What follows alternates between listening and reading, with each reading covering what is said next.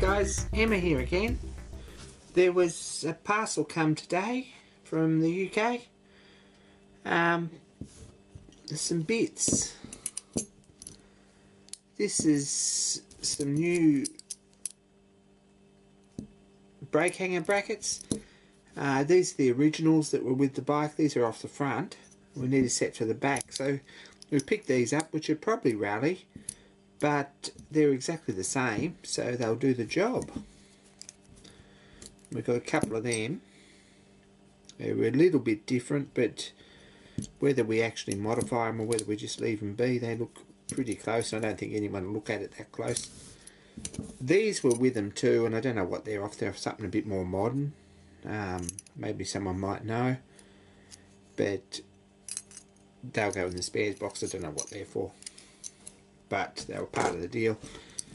These ones come too, which is a Sturmey-Archer cable assembly. This little pulley that goes down on the bottom bracket. It's a fair bit more modern than the one we want, so what we'll do with that I don't know. And it's the adjustable one that goes up the top that the Bowden cable goes in. So I've got a pair of them now. And this was in the same box, which is a K-type Sturmey-Archer 3-speed hub. We have a look here. Probably see that, the Sturmey-Archer. It says Sturmey-Archer 3-speed, patented 3-speed gear on a scroll. And this is in pretty good condition. This is probably early 30s of some sort. It's before 1932, I imagine. Just a thing, really. Except for one thing, and that's what we're going to have a look at next. These flanges have 40 holes, and my hubs, or my rims, only have 36, so we're 2 holes short, 2 holes extra on each side. So how do we fix that? I originally thought that probably we'd just get a bit of all thread and tap these out and braze with silver solder some all thread plugs in them and machine them off, but I don't like the sound of that much.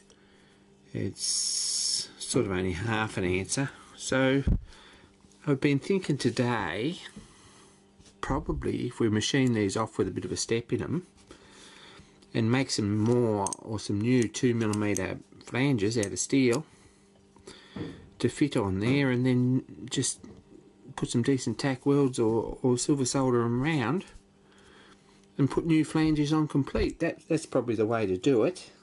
So I'm still thinking about that, but in the next little while we're going to make a start on that. Anyone got any ideas?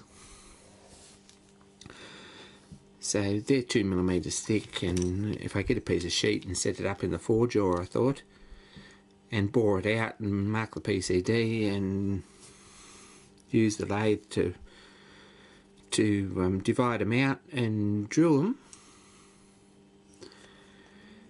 and then set them up on the reverse jaws and machine the outside, we'd have a couple of nice little flanges that would go on there well.